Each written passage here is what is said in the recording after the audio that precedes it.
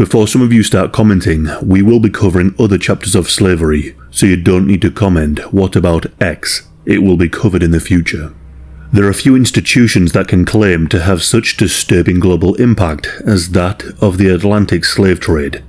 From the late 14th century until the 19th century, millions of enslaved Africans were captured, traded for European goods, and sold to plantations in the Americas. As many as 12 million men, women, and children were subjected to the most horrendous treatment.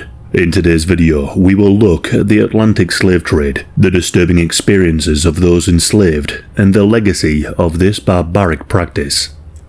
The Atlantic slave trade, sometimes referred to as the triangular trade, can be broken into 3 voyages. The first was to take European goods to West Africa. There, the goods would be bartered for enslaved people. The second voyage would see enslaved people brought to the European colonies in South America, the Caribbean islands, and North America. There, the enslaved people would be traded for cash crops like tobacco, cotton, and sugar. The trade was so lucrative as at each stop, the traders' holds were filled and profit could be made at each port. To simply put it, slavery is the owning of one human being over another. Often the purpose is for the enslaved person to work for the slaver, with little in the way of personal rights, freedoms, and no compensation beyond keeping the enslaved person alive. Slavery as a practice has been endemic amongst many cultures and societies throughout history, pretty much every single one. There are examples in ancient times, such as the enslaved people of ancient Greece and Rome, to modern examples, such as those enslaved in Nazi concentration camps and Soviet gulags. People were often enslaved following war or conquest, with there being examples of slave soldiers such as the Mamluks of the Arab world or the Janissaries of the Ottoman Empire. But the origin of the Atlantic slave trade can be traced back to Portugal. The Portuguese developed trade routes along the West African coast, and in the late 15th century began to trade in enslaved people. Whilst the Portuguese slavers attempted their own raids to enslave people, these were stopped when they were given access to the African slave market to purchase slaves. Portuguese colonies like Madeira proved an effective location to grow valuable sugarcane. However, they didn't have enough serfs or indentured servants to be able to work the land effectively in the hot conditions, and so enslaved West Africans were shipped to work on these sugar farms in Madeira. And when Spanish colonies in the Americas struggled with labor shortages, they looked to enslaved West Africans. The colonies had attempted to enslave Native Americans, though many escaped or died in massive numbers due to the introduction of the diseases like smallpox. The European serfs and indentured servants struggled to work in the unfamiliar hot conditions, and they proved to be too expensive to feed and to house. West Africans, however, would not be able to escape into an unknown land with distinct skin colour, and they were used to working in hot conditions. In West Africa, enslaved people came from a variety of sources. Some were sold into slavery by poverty-stricken families, whilst others were enslaved to clear a debt. Most were either captured as prisoners of war between rival tribes or kingdoms, or were captured by individual raiders and kidnappers. Slaver caravans would roam their inland to buy enslaved people, dozens at a time. They would then be forced to walk for hours a day, chained to one another at their feet to prevent escape, and as a result, many would not even reach the slaver forts. Many young men in their teens and 20s were favoured, as they would be the most productive workers on the plantations. Along the west coast of Africa, European forts and slaver forts were the locations where human beings were sold. These enslaved people were purchased by European slavers who saw the slave trade as a lucrative investment or opportunity. Slave expeditions would be funded by those with capital to invest. This saw the purchase of ships, the hiring of captains and crew, and the purchase of the goods that were to be bartered. European manufactured goods like textiles, metals, and rum were in high demand by the African kingdoms. But what these African kingdoms wanted most was European firearms. With these new weapons, African kingdoms would be able to wage war more effectively, and therefore capture more people to enslave. In turn, other kingdoms engaged in slavery to obtain European firearms, to either protect themselves or to buy into the trade to enrich themselves like their neighbours. Whilst slavery had long existed in Africa, the demand exploded due to the Atlantic slave trade. Such was the demand that African kingdoms would engage in war for the sole purpose of enslaved prisoners of war and selling them into slavery. As many enslaved people as possible were crammed into the holds of these slave ships. Often the men were kept below deck and the women and children above deck. In the holds of the ship, the men would be chained down, forced to eat, sleep, and defecate in the same spot, and they were kept suffocatingly close together. One notable survivor of these slave ships is Ulada Equiano. Equiano was born in modern-day Nigeria and was enslaved when he was only 10. He would survive enslavement and was able to purchase his freedom, going on to write about his experiences and the campaign for abolition. In his autobiography, he wrote about being loaded onto the slave ship, and it paints a grim picture. I was soon put down under the decks, and there I received such a salutation in my nostrils as I had never experienced in my life, so that with the loathsomeness of the stench and the crying together, I became so sick and low that I was not able to eat, nor had I the least desire to taste anything. I now wished for the last friend, death, to relieve me, but soon to my grief, 2 of the white men offered me eatables, and, on my refusing to eat, one of them held me by the hands and led me across the windlass and tied my feet, while the other flogged me severely.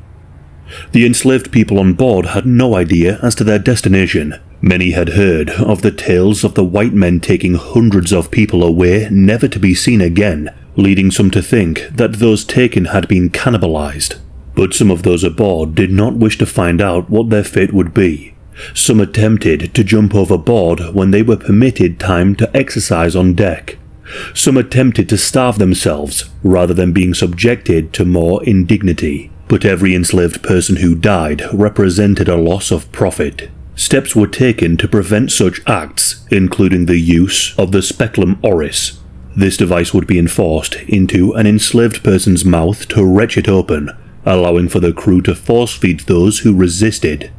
This process often broke the person's teeth, cut open their mouth and gums, and it even sometimes broke their jaws.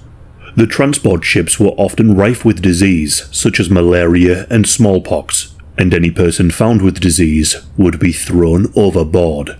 It's estimated that of the 12 million people loaded onto the slave ships, around 2 million died during the crossing from Africa to the Americas.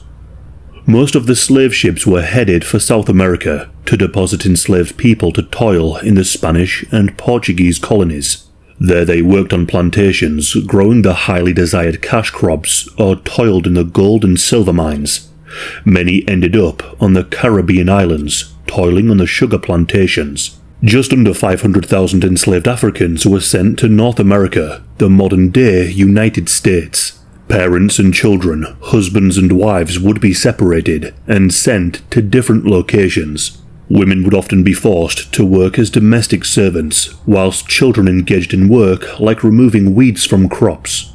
Life on the plantations was beyond horrendous. Around 40% of enslaved people would only last a few years, toiling in the fields day after day. On the sugar plantations, work would be from dawn until dusk, 6 days a week, under the watchful eyes of overseers armed with whips, which would be used to ensure compliance. During the harvest time, the enslaved labourers would work 18 hours a day, 7 days a week. Many worked in the refineries, operating dangerous mill equipment and boiling machines. Amputations and burns were common injuries for those forced to work in the factories. Other forms of labour would see enslaved people working as blacksmiths or carpenters. It was not always uncommon for the enslaved people to outnumber the colonists, such as Kingston, Jamaica, where around 2/3 of the population were enslaved people. Due to the level of labour, poor nutrition, and abuse, the average life expectancy for an enslaved person in the West Indies was only 23. Those enslaved were routinely beaten by the overseers for the smallest of infractions. Whether this was failing to dig enough holes or collecting enough canes, the threat of violence was used to keep productivity high. Those who left the plantations without permission, even just to visit family members elsewhere, were confined in stocks, shackled and weighed down with iron. Flogging too was a common punishment for those who broke plantation rules or dared to challenge the overseer's authority. These punishments were inflicted both on men and women, and there are even accounts of enslaved women miscarrying after being so badly beaten. Over time, it was deemed to be more economically viable for enslaved people to be replaced not by importing them from Africa, but through reproduction. The child of an enslaved woman was deemed to inherit the enslaved status, meaning that they were property of their master, to be sold or to be put to work. As the practice dragged on, there developed a need to justify the horrendous treatment of African enslaved people. Throughout history, slavery was justified through the notion that those with more power could capture slaves. These acts were often permitted or codified by religious teachings. As Christians imposed restrictions on enslaving fellow Christians, and Muslims restricted enslaving fellow Muslims, Africans proved to be a tempting target for slavers. What's more, justification for enslaving Africans was based on what was termed curse of Ham, thought to be the cause for darker skin. This story comes from the Noah Bible story. His son Ham performing some form of transgression became to be seen as an explanation for the existence of darker-skinned people. In this story, Noah curses Ham and his descendants to be servants, becoming a justification for enslaving Africans for both Muslims and Christians. But for the Atlantic slave trade, the justification transformed over time to become even more radicalized. Africans were seen as subhuman, with all manner of scientific justifications employed. Scientific racism and the consequences of enslaved people obtaining their freedom would go on to shape the Americas for centuries to follow. From segregation to Jim Crow laws, the dehumanization of enslaved people would have lasting consequences. But plenty of people did see the horror of the slave trade for what it was.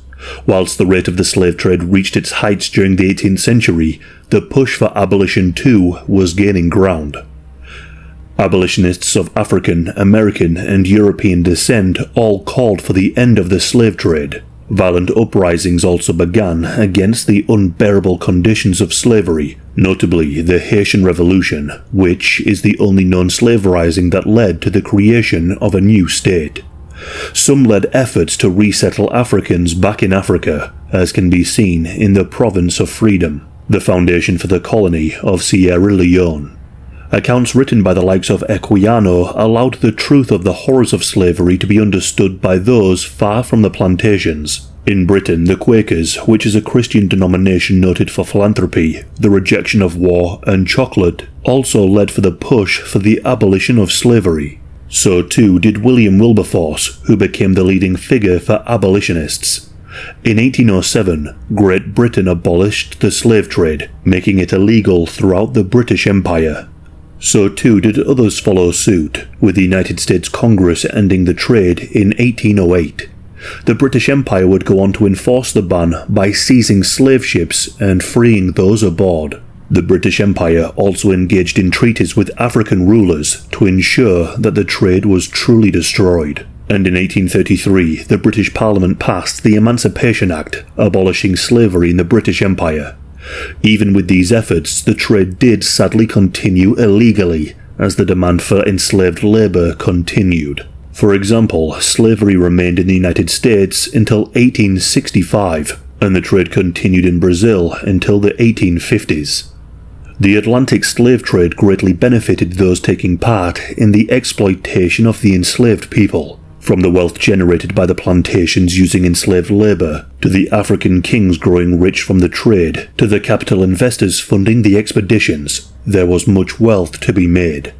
For those unfortunate enough to be enslaved, they were forced to endure the most disturbing of treatments, all in the pursuit of wealth.